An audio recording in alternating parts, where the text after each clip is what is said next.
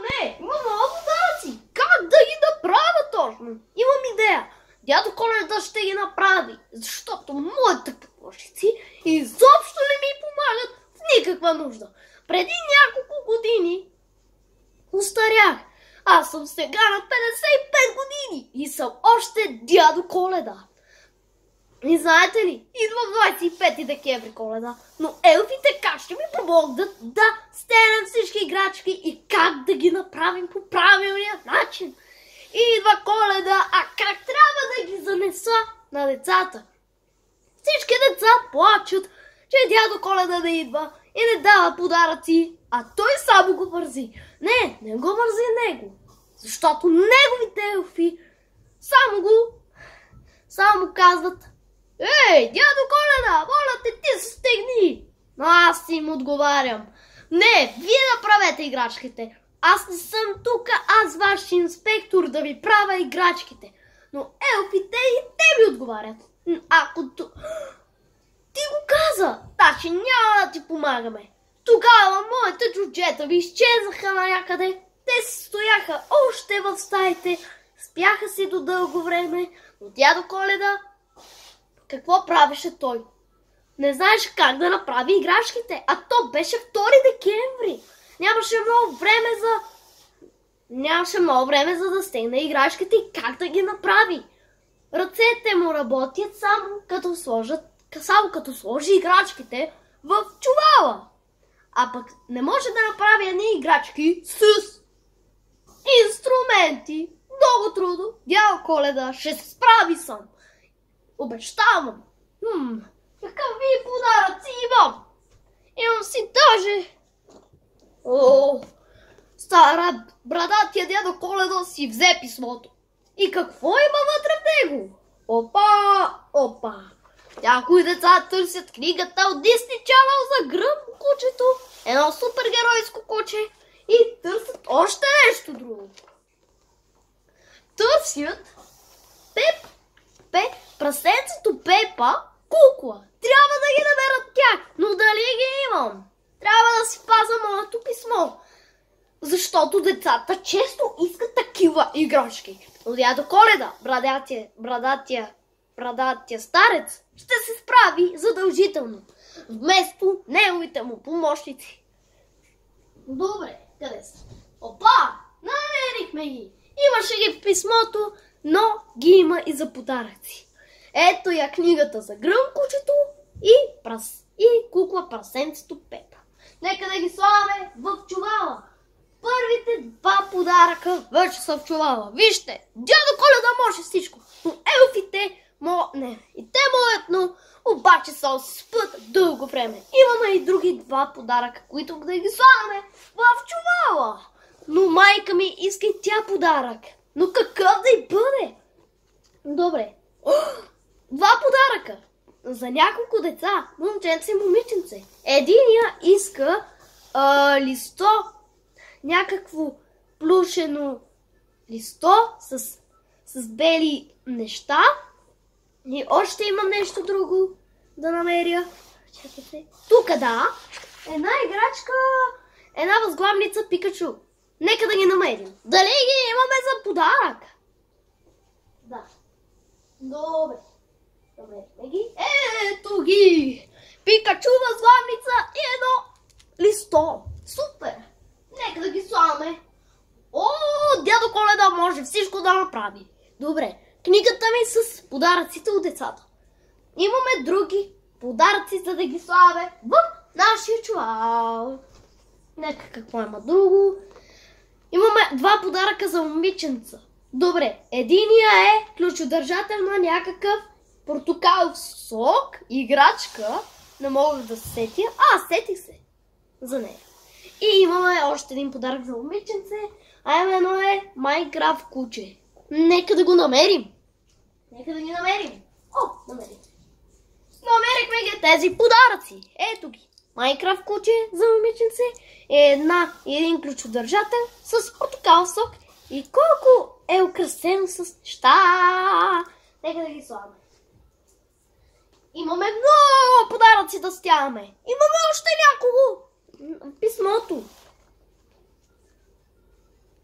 Добре, намерихме още няколко. Имаме кукличка и още един подарък. Някаква кучечка, играчка за куче. Май за семейство. На някакво семейство. Нещо такова. Ето. Добре, намери ги. Това е за момиче, а това е изоб. Аз не мога и да разбера за куче ли е това. Кучетата не могат да пишат. Не знам. Добре. Имаме още няколко подаръци. Но те са малко. Но дали мога да ги намеря? Първият е някаква играчка като бебе, а вторият може би е... Чакай да го видим. Някаква друга кукла, но плюшена с памук и жълти дрехи. Така, намерихме ги. Кукла бебе и такава кукла като Пипи дългото чорапче, но обаче с жълти дрехи. Айде.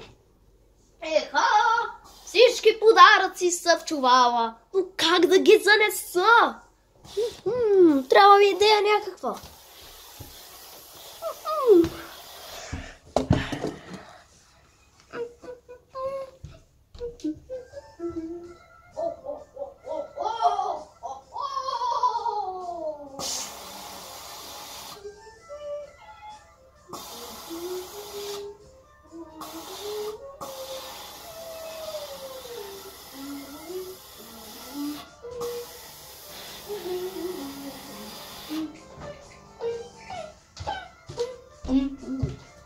Дядо Коледа идва с чувала и раздава подаръци за всички деца. Но как да се стегне с такива неща? Но трябва да ги занесе на някое дете. Нещо такова.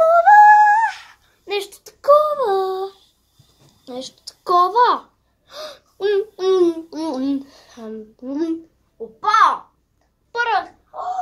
Какво е това там? Това дядо Коледа ли е? Да, аз съм Елза! Ще ти дам някакъв подарък. Какво искаш ти точно за подарък? Исках Пикачу възглавница. О, аз избрах правилния подарък за теб. Ето ти го. О, благодаря ти, дядо Коледа. Ти си един от най-добрите, дядо Коледа. Мога да спа с тази голяма, огромна възглавница. И няма за какво, Елза. Имам още подаръци да донасям.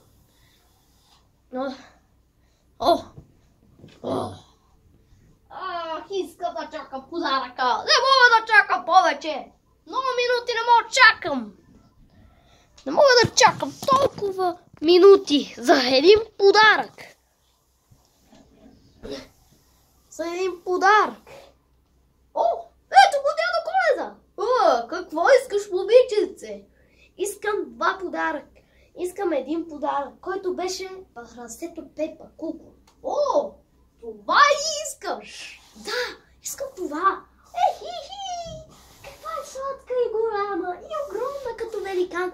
Няма за какво, малко момиченце. Дядо Коледа идва на помощ, за да раздава подаръци на всички деца.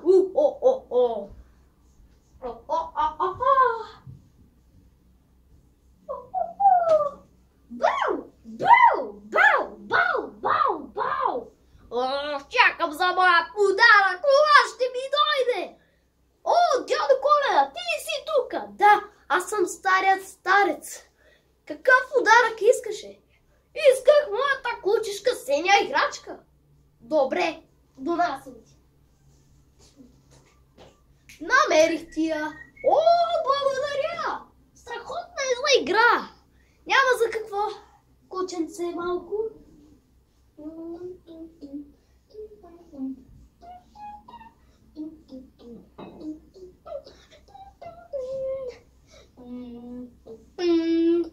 О, чакам моя подарък. Кога ще дойде? О, дядо Коледа, това ти ли си? Искам моя подарък. Аз съм стария старец, малкото ми момиченце. Какво иска? Какъв подарък искаше точно? Исках едно листенце за